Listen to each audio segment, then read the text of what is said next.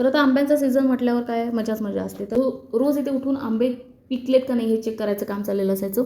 तर रोज 5-6 आंबे तरी पिकलेले असायचेच. तर रोजचा आमचा मेनू असायचा दुपारचा ठरलेला आमरस पोळी किंवा कधी जेवताना नुसते आंबे कापून जेवणासोबत एन्जॉय करायचे. तर इथे मी आमरस करते आणि इथे शुभ्राला आमरस करायचा आहे. तर ती मला म्हणते की मला पण ते करायला. म्हणून तिला म्हटलं की कर, तुला काय खेळ करायचा आहे तो, मग तुझं काम झालं की मग घेते. तसे आंबे आहेत आणि आता आम्ही आंब्यांचा आमरस करणार आहोत. हो ना शुभ्रा? इकडे बघ, कोण करणार आमरस? करशील? चला घे करायला. कसं करायचं सांगू का तुला? हे बघ, हा आमरस घ्यायचा आणि ह्याचं हे देठ काढून टाकायचं. ठीक आहे? आणि त्याचा चीक काढून टाकायचा वरचा. ठीक आहे? आणि इथे ह्याच्यात पिळायचा.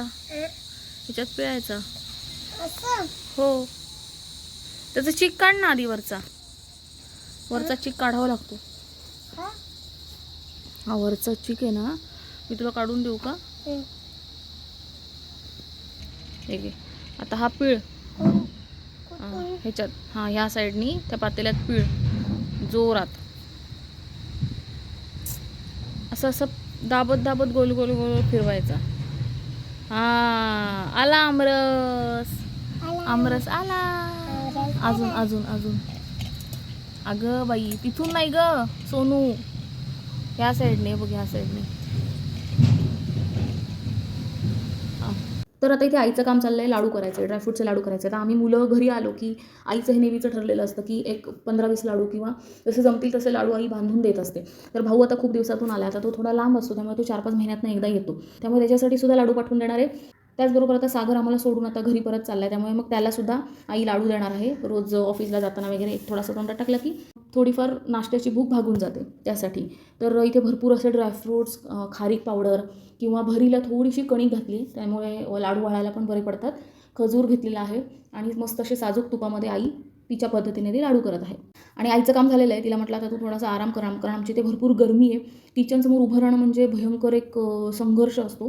त्यामुळे तिला म्हटलं तू आता आराम कर, आम्ही लाडू वळण्याचं काम करतो. मग मस्तपैकी एसीमध्ये बसून शुभम, मी आणि शुभ्रा आम्ही तिघंजणं असे लाडू वळण्याचं काम करतोय.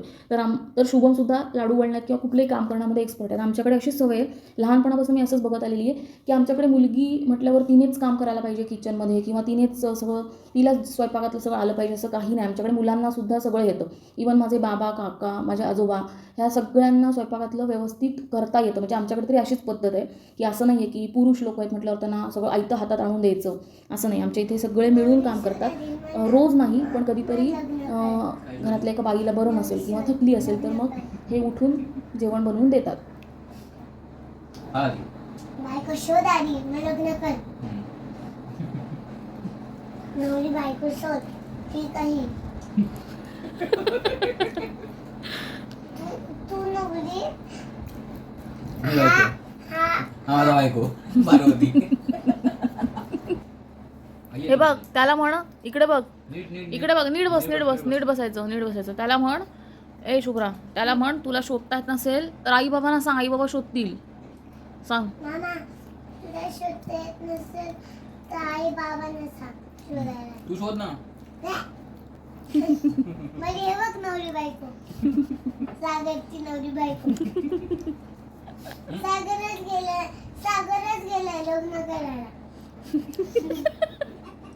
कोणाशी? काय बोलते. तर आता संध्याकाळ झाली आणि आम्ही निघालो गणपतीच्या देवळात. तर गणपतीच्या देवळात आम्ही नक्कीच जातो इथे आल्यावरती. तर भाऊ म्हणाला चल आपण जाऊन येऊया. मग आम्ही तिघं गणपतीच्या देवळात दर्शन घेण्यासाठी निघालो. तर त्या दिवशी वादळी वारा पाऊस झाला. त्यानंतर आम्ही इथे साफसफाई करायला आलो होतो. इथे पण भरपूर नुकसान झालं, कपडे वगैरे वरचे कोसळले होते. आतमध्ये गणपतीच्या देवळामध्ये आतमध्ये भरपूर पालापाचोळा पडला होता. तो पण आम्ही आम्ही सगळ्यांनी मिळून असे स्वच्छ केला आणि मग आता दर्शन घेण्यासाठी आलो आहे आम्ही. तर इथे मागे बघू शकता, इथे नदीचं जे पात्र आहे ते वाढवण्याचं काम चालू आहे थोडक्यात. तर इथे पूर भरपूर येतो, म्हणजे पूर आला की हमखास आपल्या पायरीपर्यंत पाणी येतं. त्यामुळे इथे नदीचं पात्र वाढवण्याचं काम चाललं आहे. तर आता गणपतीच्या देवळाची गोष्ट सांगायची झाली तर आम्ही सगळे खूप कनेक्ट आहोत या देवळाशी, या चिंतामणीशी. कारण खूप पूर्वीपासूनचं हे देऊळ आहे आणि नवसाला पावणारा गणपती आहे, आपली इच्छा पूर्ण करणारा गणपती आहे. त्यामुळे खूप दूरवरून लोक येतात. गणपतीचा उत्सव असतो इथे फेब्रुवारीमध्ये, त्यामुळे खूप लांबून लांबून लोक येतात आपली इच्छा मागायला किंवा इच्छा पूर्ण झाल्यावरती फेडायला. तर काय असंच निवांत दिवस असतो आमचा गावाला आल्यावरती. इकडे तिकडे भटकायचं, थोडंफार घरातलं काम करायचं, खायचं प्यायचं बसायचं. तर हा व्हिडिओ कसा वाटला, व्हिडिओ आवडला असेल लाईक करा, शेअर करा आणि आपल्या चॅनलला सबस्क्राईब करायला विसरू नका. धन्यवाद.